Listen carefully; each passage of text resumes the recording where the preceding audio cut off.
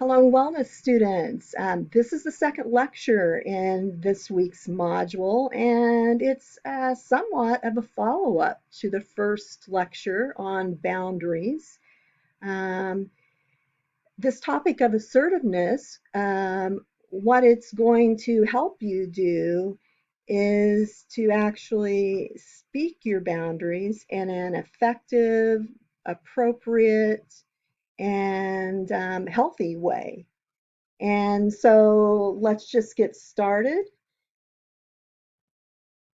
Okay, with regard to communication styles, a lot of times what gets mentioned is three communication styles: a passive style, an assertive style, and an aggressive style of communicating. And if you look at this picture or diagram, what you'll see is that assertiveness gets placed um, pretty much right in the middle of the continuum between passive and aggressive communication styles. And this is what we want to shoot for in terms of how we speak to others, and especially when we're going to be speaking up and establishing boundaries. I really like what's included in this picture. If we're a person that communicates in a more passive way, what actually can be occurring is that we are not giving ourselves enough respect. So this says disrespecting yourself. A person whose communication style is more passive is going to be less inclined to speak up and clearly articulate what their needs are. So that's where this idea of potentially disrespecting yourself comes from. If um, if your communication style has a tendency to be more aggressive, what's actually going to be occurring is that you end up disrespecting others. And so this midpoint or this halfway point of communicating assertively, it allows you to respect your needs. You're going to be protecting your thoughts, your ideas, or it could be your physical spaces, your territories, while at the same time respecting other people's rights, feelings, and thoughts. So, um, what we want to really be shooting for is this assertive communication style. And, from my experience teaching both wellness and stress management classes, there's usually a combination of communication styles going on within any class. Some students in the class will identify that they're really wanting to work on kind of uh, rallying up and moving from a more passive communication style to something that's closer to assertiveness. While, I also will have a fair number of students who describe that they really want to tone things down a bit, that they're perhaps a little too aggressive with the way that they articulate their needs or with their communication in general with others. And they want to come back into this place of just being assertive. So, what is assertiveness? How can we describe that? And the first thing I want to say is that assertiveness is definitely a skill.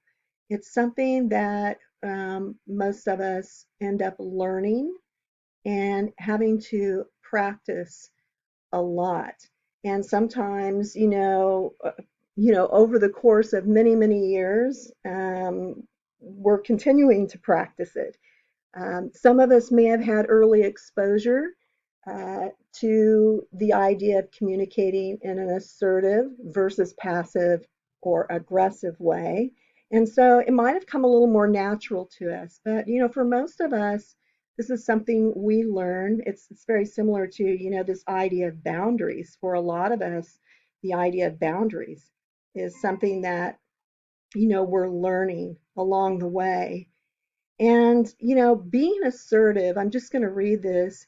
It means being able to stand up for your own and other people's rights.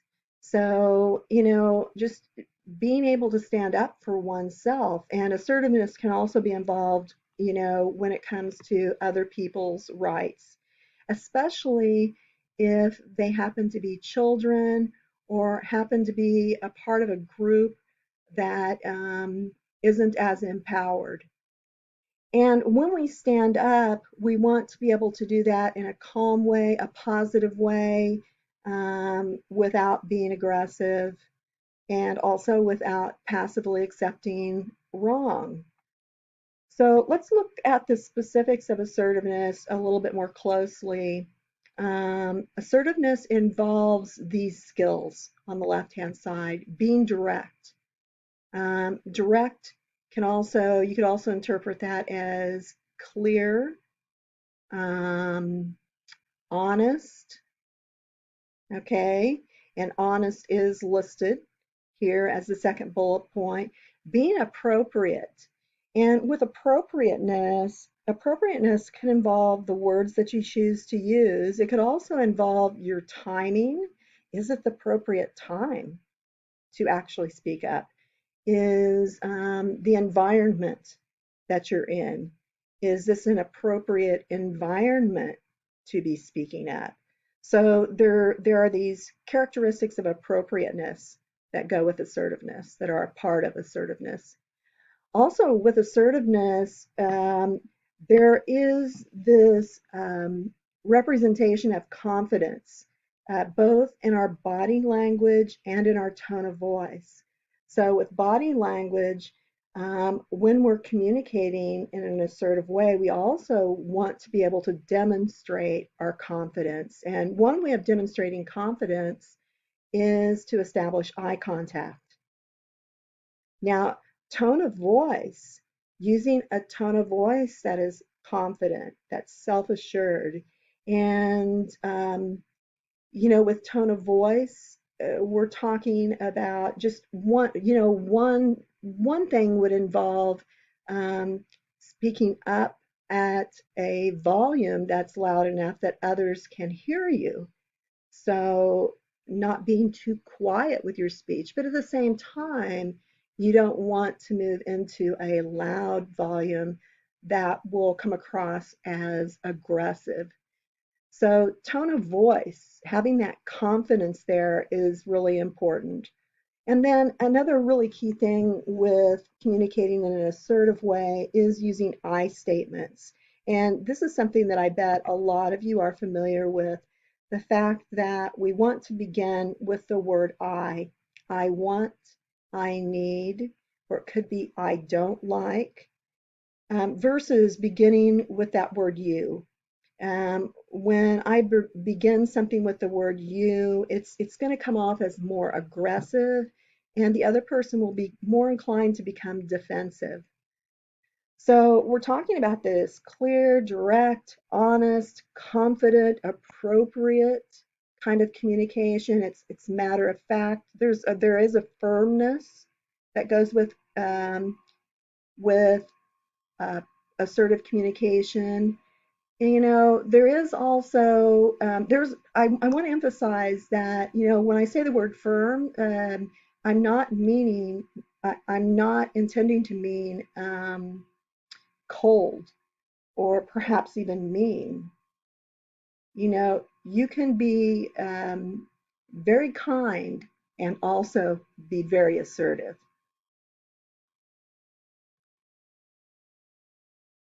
Okay, so I've talked to you about these three communication styles: aggressive, passive, and assertive. But sometimes what you'll also see is this fourth style, passive aggressive communication, that is recognized and tossed into the mix. And I'm glad that they include this because passive aggressive communication, well, first of all, it's really indirect, um, and it's often seen as manipulative. With passive aggressive communication, we may be trying to get our needs met by trying to guilt other people into changing. Oftentimes, passive aggressive communication is very sarcastic. And so I think you can understand, with both guilt and sarcasm, how that can end up getting perceived as manipulative. And the bottom line with our communication is, our hope is that we're going to get cooperation. And um, the highest probability of getting cooperation and also getting our needs met is going to be to use this assertive approach. So let's just look at this a little bit more in detail. If I communicate in an aggressive way, there's a real good possibility that others are going to be viewing me or seeing me as being a person who's more demanding, coercing, and controlling. Okay, so I'm generally not going to be getting a lot of respect, I guess, and probably less inclined to get cooperation. If I communicate in a more passive way, there's going to be a tendency for others to view me as just being a bit weaker or maybe more dependent. Um, and with passive aggressive, once again, I'm going to more oftentimes be seen as manipulative. And with assertiveness, a lot of times how people will maybe view you is just that you're very direct. So we're going to look a little more specifically now at how we can use assertive communication to establish boundaries in our life. And, I'm hoping that after the first lecture, you maybe thought a bit about the relationships you currently have. And if there is some aspect of any of those relationships where you might want to speak up, or you might want to adjust a boundary or maybe establish a new boundary. And so we're going to get into, well, how do you actually do this? How can you actually speak up on, your own behalf? And one of the first rules with assertive communication is this, that it's really important to be factual, not judgmental, and not be about what you don't like. So here's an example, example of a situation. I think a lot of you will be able to relate to this. Your friend who habitually runs late has shown up 20 minutes late for a lunch date. So, in this situation, it says habitually, so it's a pattern. It's not like it's just happened once. So, in this situation, it's probably time to speak up and establish some kind of a rule or a boundary. And it's giving you an example of an inappropriate response first. And this is inappropriate in that it's too aggressive. And this statement, you're so rude, you're always late. And, the tone, they've used an exclamation point to indicate it is more aggressive. Also, starting them with the word you or you are. By the way, a passive response might have been not saying anything, just allowing it. And remember, what you allow, you're reinforcing to some degree. So just allowing it could be passive. Also, hinting. A passive response sometimes can be hinting, oh, you're late. And, then expecting the other person to kind of pick up on it and maybe on their own adjust their behavior. So here's what an assertive response might look like. We were supposed to meet at 11:30, but it's now 11:50. So now with this response, we're just looking at a portion of what your response would be right now. So in this, you're simply stating the facts. There's no judgment at all here, simply stating the facts. Okay, so here's kind of this next step. Be accurate about the effects of this behavior. accurate. And again, don't judge and don't exaggerate. So this would be an inappropriate response. Now lunch is ruined. Okay, that's, an exaggeration. And when we exaggerate, people aren't really going to be as inclined to take us seriously. Here would be a more assertive way to communicate it. Now I have less time to spend at lunch because I still need to be back to work by 1. Again, it's accurate, it's factual.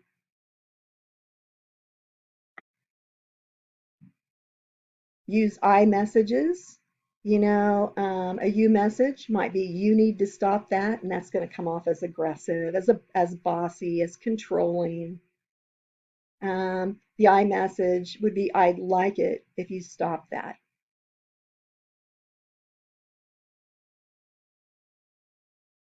And here we go. This is where we're getting to, I think, the really important pieces, this slide and the next one. Well, how do you put all this together? And here's probably the easier way to make it happen is just to think of communicating this way. When you, and let's just say, show up late for lunch, I feel blank. When you blank, I feel blank. So when you show up late for lunch, I feel angry, or I feel irritated, or I feel frustrated, or I feel unappreciated. Whatever it is, a feeling is generally just one word. And again, you don't have to explain why you feel that way or justify your feelings in any way, shape, or form. So here on this next slide, I think is the complete version. It describes it as being more advanced. But with planning, if you plan ahead of times, I think you can really pull this off. Okay, so with a more advanced way of doing this, it's when you blank, then blank, and I feel blank. So here you go. When you arrive late, I have to wait, and I feel frustrated. Here's another example, different situation, but I bet some of you will be able to relate to this. When you tell the kids that they can do something that I've already forbidden, some of my authority as a parent is taken away, and I feel undermined.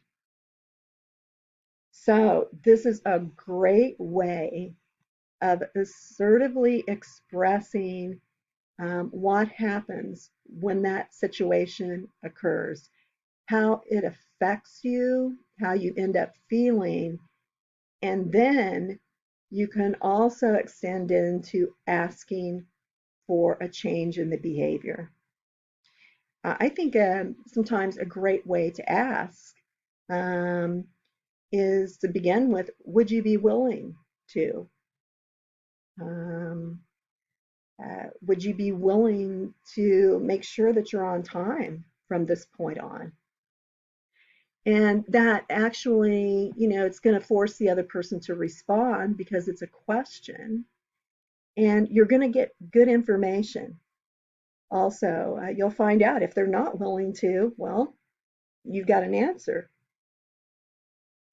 So, I hope this gives you some ideas. I hope it's helpful. I've also included within this page of the module a couple of handouts that I have found that are related to assertive communication. So definitely look at those. There are different examples given with those handouts. But I'd like you to think about your situation that you might like to attempt to improve, and how you could be assertive and maybe create a new boundary or rework a boundary that's already present. And here are some things that I thought might be good to evaluate before doing that. Is your request reasonable? And is it appropriate? Also, this is generally going to involve initiating a conversation. So, how can you make that conversation happen? Are you going to shoot somebody a text and say, hey, do you have time to talk this afternoon? How are you going to actually open up the opportunity to have this conversation? That's going to be a part of the plan. Then also, where's the best place to have the conversation? What's the best time to have the conversation? The idea here is with all of these different variables, we want to um, optimize our opportunity for this to go well and for it to become kind of a win-win situation. Win-win would mean that both people's needs are then honored and that there's cooperation and there continues to be mutual respect and appreciation for one another. So considering where's the best place and what's the best time is really, really important. And then I think the other thing that I would recommend is actually writing down specifically what it is that you want to say. And then reading through that and really looking it over to see, okay, is this statement actually following some of those guidelines of assertive communication? Am I being factual? Does any part of it sound judgmental or condemning? Am I clearly stating how it impacts me, my feelings, and maybe my opportunities? Am I actually asking for a change in the behavior? And the other person gets to decide whether or not they're going to cooperate. But remember, you do get to ask. And so this is the opportunity to do that and to do it in a way that's assertive and is hopefully going to be, received really well. Um, so anyway, I hope that, this maybe gave you some ideas and maybe also helped you evaluate how you currently communicate in your relationships. It just once again going back to the discussion forum from this past week, the day that I'm creating this video, I've had a chance to look at a few more responses. And it was really interesting because I've had some responses that had described how they're actually able to be assertive in some situations, but not others. And I think that's probably the case for most of us. We probably feel like we can be assertive with some of our friends or maybe with our family, but there might be some situations that for some reason you're not speaking up in the way that you would like to, or that maybe also that you're trying to, but for some reason it's not really coming out in an assertive way. It might be that it's coming out in a more aggressive way, or that you're hinting around about it. You're not being direct. So, okay, so I hope you have a great rest of your day, and I will talk to you soon.